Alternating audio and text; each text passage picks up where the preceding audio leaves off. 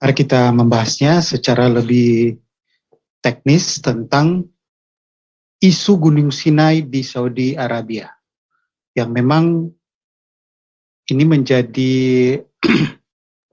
poin yang diangkat kembali oleh Menhan Ali, yang sebenarnya seperti Pak Grete bilang ini isu lama yang sudah dibahas di kalangan para ahli, khususnya mengenai temuan-temuan arkeologi. Tetapi didaur ulang oleh Menhan Ali dengan gaya penyampaian yang mengesankan, sehingga orang yang nggak paham akan mudah terkecoh dengan informasi yang disampaikan. Maka saya menyebutnya itu sebuah misinformasi, bahkan mengenai arkeologi itu bisa dikategorikan sebuah pseudo-arkeologi. Mari kita lihat.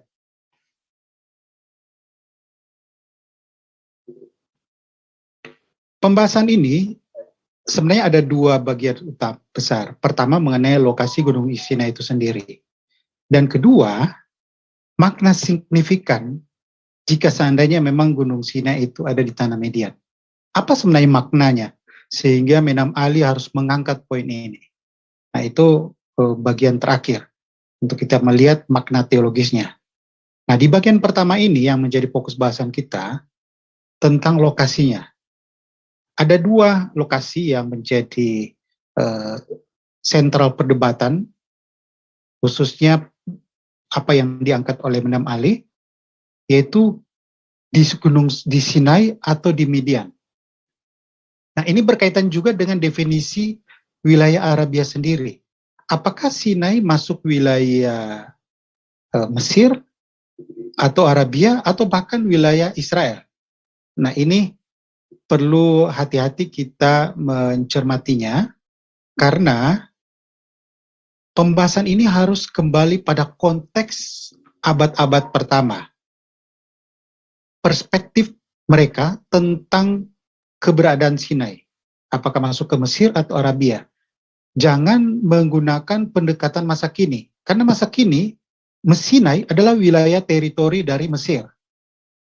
Jadi wilayah kekuasaan Mesir, dan dulu sempat dikuasai oleh Israel pada waktu peperangan Arab-Israel, tetapi kemudian kembali ke Mesir. Jadi hati-hati untuk melihat ini, jangan sampai kita menggunakan pendekatan saat ini menilai data yang ada. Nah, kemudian yang kedua mengenai keberadaan Gebel Musa, atau yang di situ ada biara Saint Catherine, tempat banyak para peziarah datang ke tempat itu, dan dipertanyakan oleh Menhan Ali karena tidak ada konfirmasi dari tradisi Yudaisme, dari para rabi, keberadaan tempat itu. Nah, kemudian yang paling menarik sebenarnya itu tentang data arkeologi. Karena Ali begitu percaya diri meyakinkan bahwa bukti-bukti arkeologi ini adalah bukti tak terbantahkan. Nah, ini klaim yang luar biasa. Dia menganggap tidak mungkin dibantah karena sudah sangat jelas. Apalagi di foto-fotonya begitu lengkap dalam buku The Exodus Case. Apakah demikian? Mari kita akan mengujinya. Nah, sebelum kita masuk ke masalah arkeologi, kita bahas dulu tentang posisi Sinai. Nah, yang menarik, Menhan Ali mengangkat teks dalam Septuaginta yang menyebut keberadaan Gosen di Arabia. Nah, ini sepertinya mengganggu bagi Ali, karena asumsi dia bahwa Gosen termasuk Sinai itu wilayah Mesir. Tapi kok di Septuaginta pada sekitar abad-abad kedua, pertama sebelum Masehi, itu menempatkan Gosen di Arabia. Nah, ini memunculkan beberapa hipotesis oleh Ali dengan asumsi itu sebuah anakronisme atau itu sebuah historical present. Nah, ini kalau anakronisme, berarti para penyalin Septuaginta itu keliru dalam menentukan sebuah tempat lokasi secara kronologis. Jadi sebenarnya dianggap anakronisme jika ternyata Gosen itu bukan di wilayah Mesir, bukan di Arabia tapi di Mesir, sehingga penulis Septuaginta ini keliru. Tetapi pendekatan yang kedua oleh Ali bahwa itu sebuah historical present. Ali memberi contoh tentang historical present, tapi saya kira kurang tepat contohnya. Kalau historical present itu mendekatkan masa lalu itu dengan perspektif masa kini. Jadi misalnya mengatakan Presiden Jokowi waktu kecil dia, nah ini tidak tepat karena secara harfiah, karena waktu kecil Jokowi bukan presiden, tetapi itu pendekatan historical present. Nah, apakah para penyalin Septuaginta melakukan historical present? Yaitu dalam pengertian sebenarnya itu wilayah Mesir, tetapi oleh penyalin atau penerjemah Septuaginta menganggapnya itu sebagai wilayah Arabia. Saya kira kedua-duanya tidak tepat.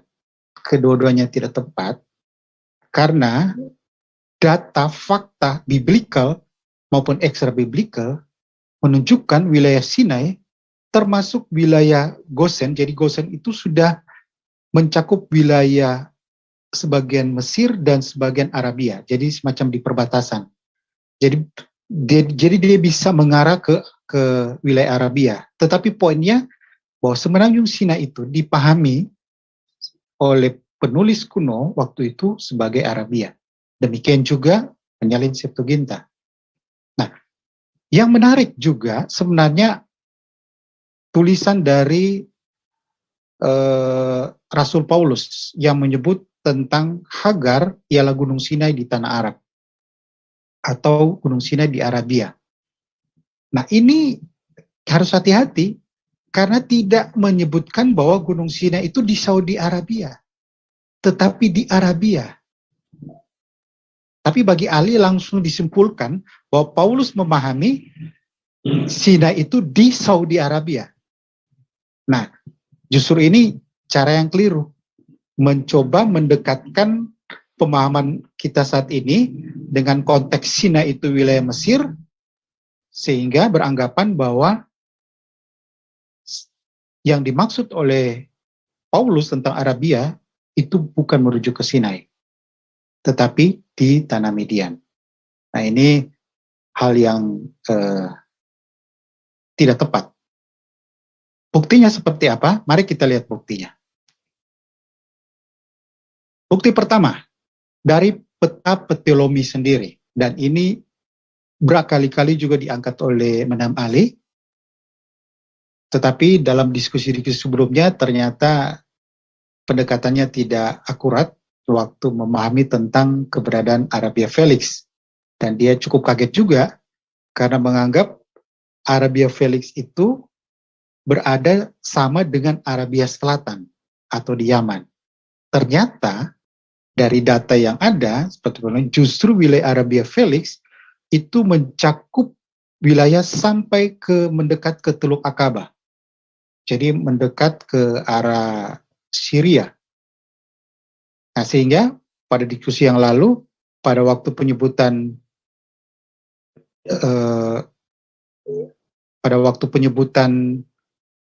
bahwa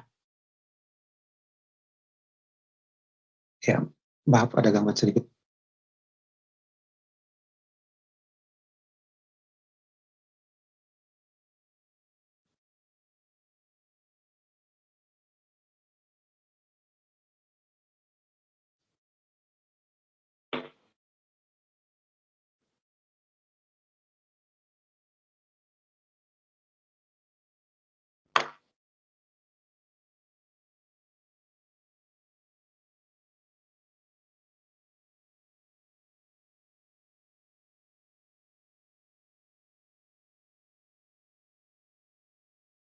Ya, maaf ada gangguan, saya tidak perlu share full screen. Oke, kita lanjut ke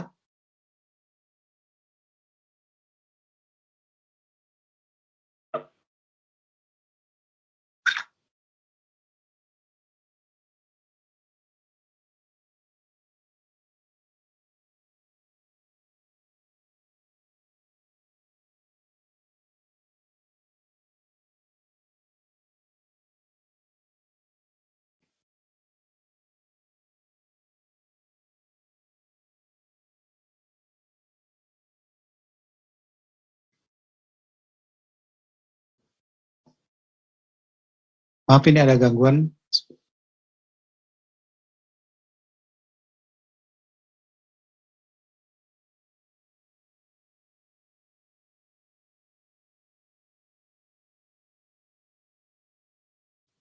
Sudah Pak, coba lagi Pak.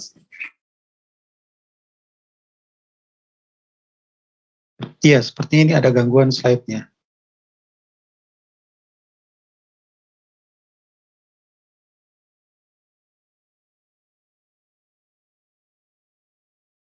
Oke, ya, mudah-mudahan tidak ada gangguan lagi. Saya lanjut. Waduh.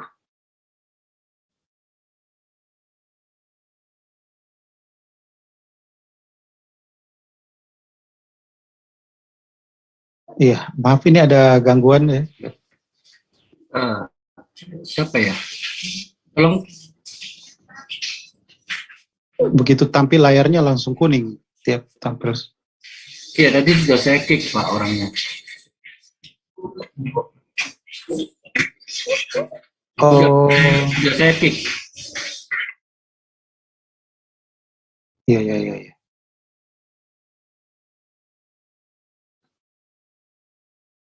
Sama kayak saya lagi tengah presentasi tiba-tiba nulis gambar-gambar porno di Zoom.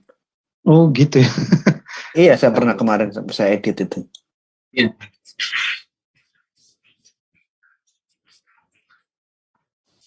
Oh.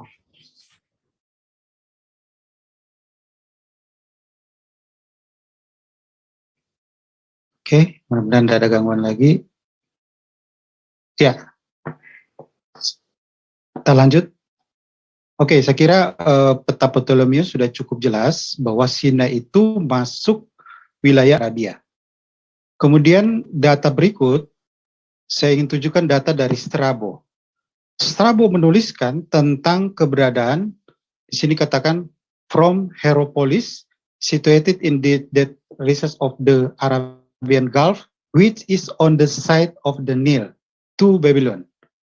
Nah ini dia menggambarkan tentang keberadaan suku-suku Arabia yang berada mulai dari dekat Sungai Mesir sampai ke arah Babylon, ke Sungai Efrat. Nah ini jaraknya sekitar 5.600 stadia, itu dalam ukuran kuno dulu, relevan dengan satu stadia 183 meter, jadi total ada sekitar 1036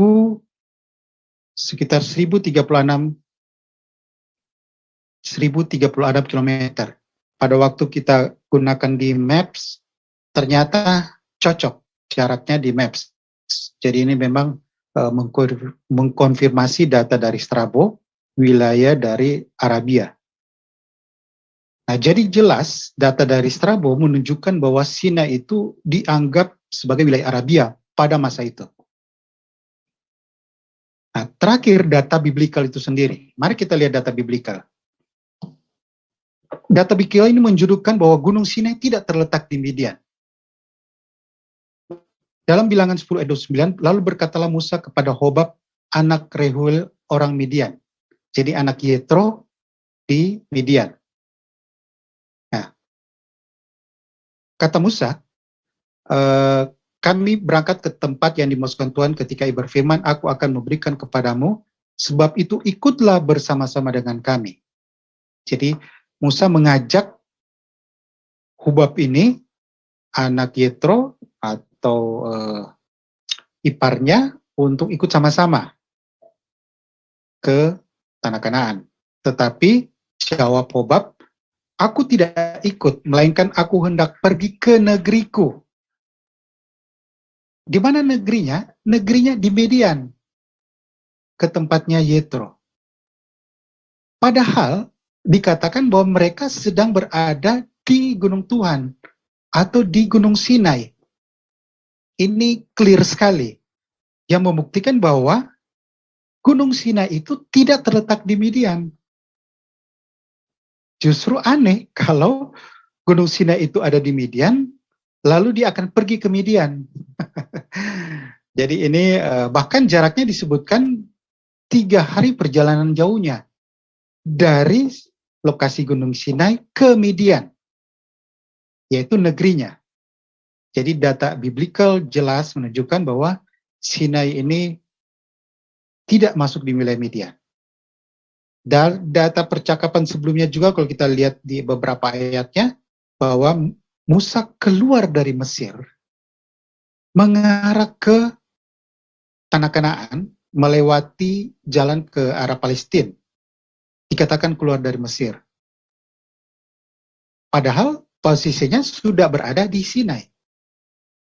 Jadi membuktikan bahwa sebenarnya Sinai itu bukan wilayah Mesir, dan Gunung Sinai secara data biblical tidak berada di wilayah Midian. Saya kira clear ini datanya.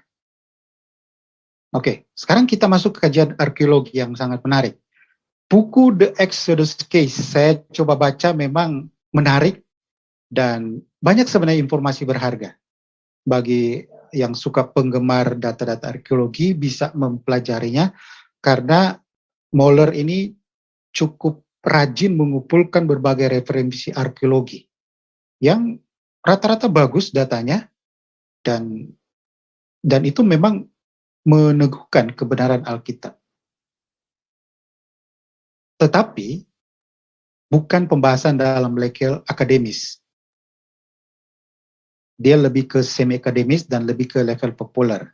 Karena memang Moeller sendiri bukan seorang scholar, tetapi dia seorang medicine. Nah, yang menariknya pembahasannya tentang data, khususnya tentang roda-roda dari kereta Firaun di Teluk Akaba. Jadi, saya ulangi lagi, buku ini banyak informasi berharga, tetapi tidak semua kita harus ikuti, karena beberapa data cukup spekulatif, khususnya mengenai data arkeologi tentang roda-roda Firaun, yang dianggap itu roda-roda Firaun yang ada di Teluk Akaba. Dan ini oleh ahli dianggap bukti tak terbantahkan. Saya coba lihat referensi dari foto-foto itu, tidak menyebutkan referensi dari jurnal mana, dari scholar mana, dari referensi museum mana, sama sekali tidak ada. Hanya menampilkan foto-foto itu. Lalu saya penasaran, kecek di footnote-nya, di referensinya, ternyata ada menyebutkan di daftar catatan referensinya itu 118 120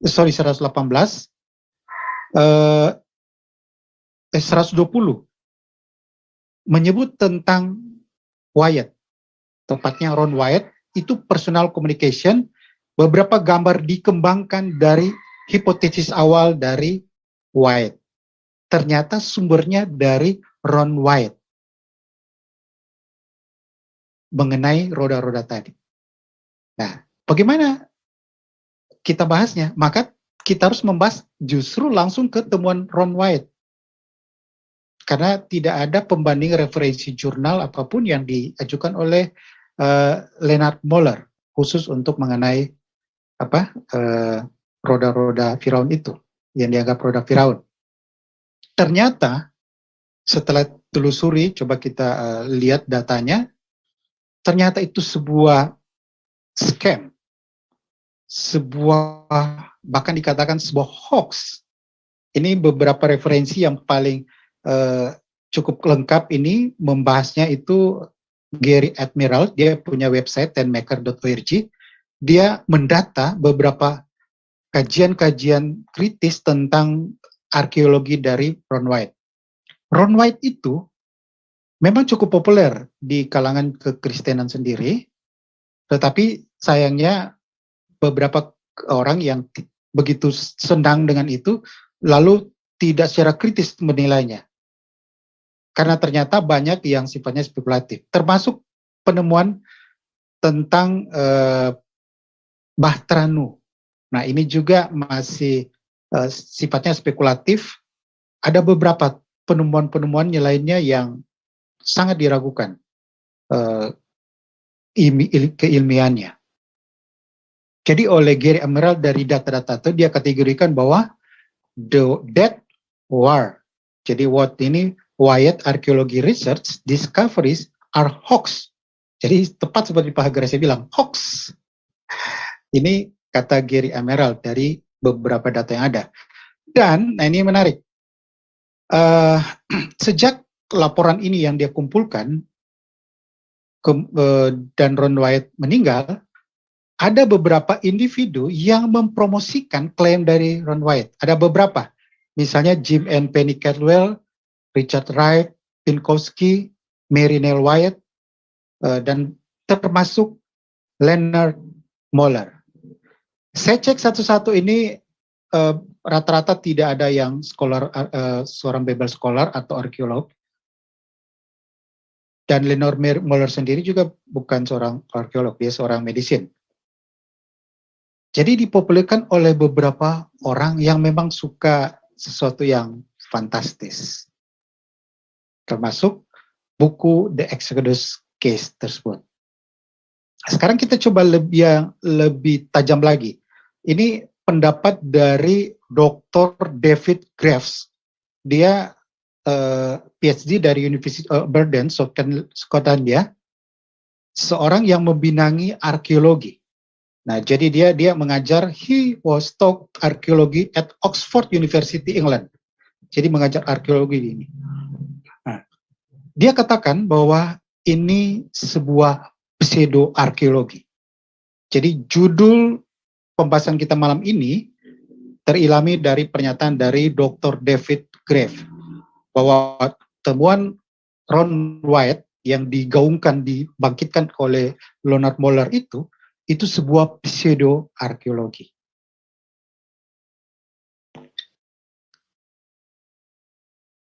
Nah, kemudian muncul buku yang secara serius membahas ini. Saya juga baca-baca, memang kalau orang yang sudah terkagum-kagum dengan penemuan Bahtranu dan beberapa, silakan baca ulasan yang detail, komprehensif. Ditulis oleh Dr. Standish, bersaudara, jadi Russell and Colin Standish. Judulnya Holy Relic or Revelation. Bukunya sangat detail pembahasannya. Saya tidak akan menguraikan kajian ini secara detail, kecuali ada respon dari Menem Ali. Kita akan lihat bagaimana respon dari Ali presentasi ini. Seperti apa kita akan kaji lebih detail lagi. Cukup ini ringkasannya saja. Nah, sekarang kita masuk ke datanya. Nah, pertama, dari Moeller itu juga menyebutkan tentang keberadaan lokasi Jebel al-Lous, itu gunung yang dianggap sebagai Mount Sinai di Arabia. Nah, di situ ada beberapa foto-foto arkeologi, ada split rock, batu yang terpecah, terbelah, belah tengah, itu dianggap sebagai tempat air keluar pada waktu mujizat Musa. Lalu ada altar penyembahan, kemudian ada beberapa lainnya. Nah, ternyata dari kajian arkeologi yang serius, termasuk ini beberapa Saudi arkeologis, jadi pihak Saudi Arabia sendiri sudah mulai terbuka dengan kajian arkeologi, walaupun masih seputaran penemuan arkeologi di daerah Arabia Utara dan di Arabia Selatan, khususnya di Yaman. Nah, dari penemuan itu ternyata dikonfirmasi sebenarnya itu adalah peninggalan era Nabatean. Jadi kerajaan Nabatean memang semula daerah itu adalah wilayah dari keturunan Ketura. Ketura karena di situ ada Midian. Midian itu salah satu nenek moyang dari anak Ketura, dan ada beberapa lainnya seperti Zamran yang diangkat oleh Ali. Nanti suatu waktu kita akan bahas tentang Zamran.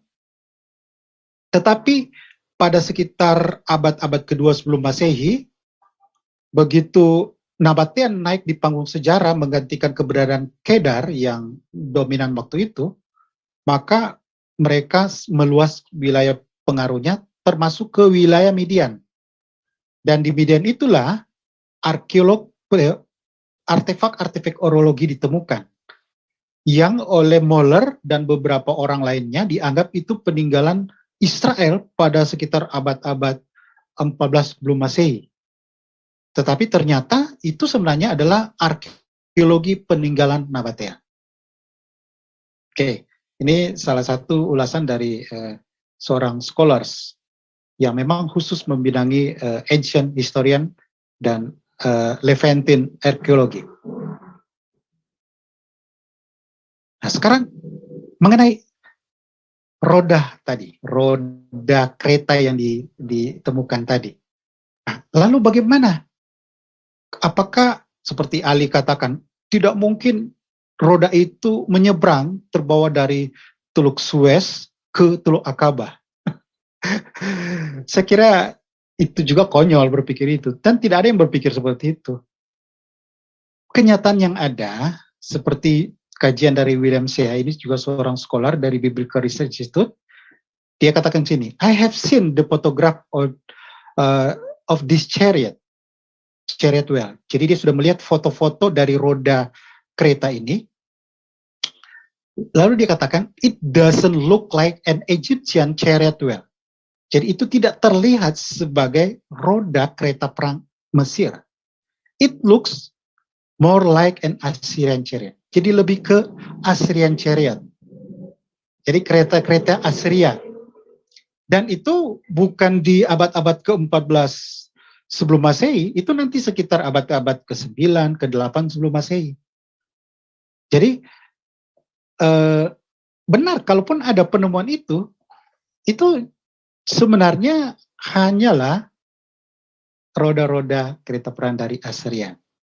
Nah, apalagi dari beberapa data literaturnya ada, nanti kita akan bisa ulas lebih dalam, bahwa ternyata kereta-kereta roda itu umumnya terbuat dari kayu.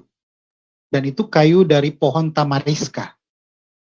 Hanya beberapa saja ada bagian-bagian logam. Nah, bayangkan kayu. Nggak mungkin lah bisa bertahan sekian lama di lautan yang hampir 3.000 tahun lebih. Jadi, saya kira clear. Ali bilang tidak terbantahkan, scholarnya membantahnya, dan sangat akurat. Kita akan lihat bagaimana respon Ali terhadap ini. Kita akan tampilkan lebih data lagi, lebih lengkap lagi kajian scholar tentang hal ini. Lalu terakhir, bagaimana sebenarnya rute Exodus? Majority scholar menempatkan Gunung Sinai itu di Semenanjung Sinai. Sesuai namanya, Gunung Sinai di Semenanjung Sinai. Artinya, rute Exodus menyeberangi Laut Merah itu bukan di Teluk Akabah atau di Selat Tiran. Jadi ini yang mendukung posisi Midian ini ada dua, ada yang mengambil jalur Nuweiba, lalu ada yang menjambut Selat Tiran. Nah, dari data yang ada, dari berbagai kajian scholar, tidak ada yang bonafit menempatkan pada daerah Midian, apalagi jalurnya lewat Nuweiba atau lewat Selat Tiran. Umumnya scholar menempatkan dia pada beberapa alternatif. Pertama, di beberapa danau ada Bight Lakes di tengah-tengah sini, ada beberapa variasi, atau ada yang di mulut Teluk Suez di sini. Sehingga kalau kita buat rute kronologinya itu logis. Nah, bayangkan mereka keluar dari Mesir, dari Sukot, dari Etam yang masih ada di daerah sini, lalu tiba-tiba sudah di Teluk Akabah. Padahal jarak ini pada masa lalu waktunya, waduh, luar biasa. Mereka itu yang berangkat itu sekitar 1 jutaan orang, ada anak laki-laki, anak-anak, ada orang tua dan sebagainya, bahkan tidak pakai sepatu, mungkin pakai sandal. Apakah begitu cepat mereka tiba? Jadi tidak logis secara kronologi.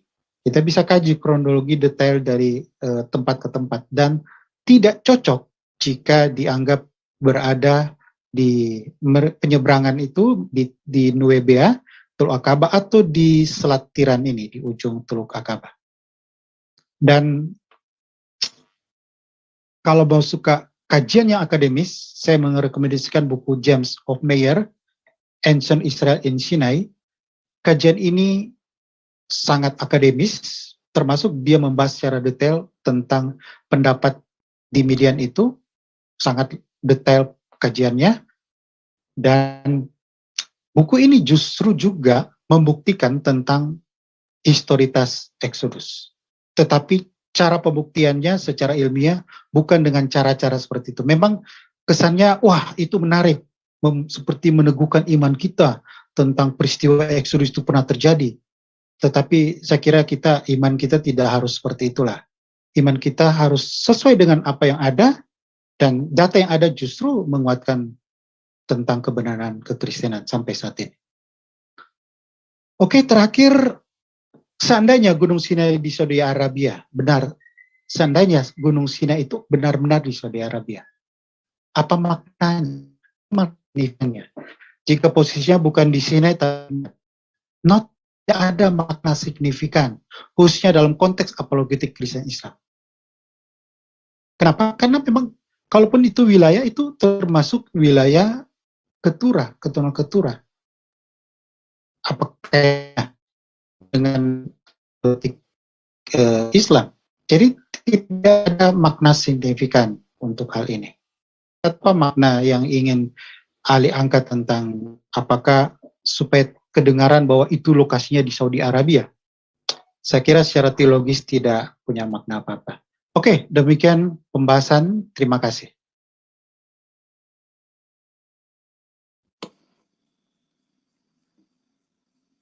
Terima kasih.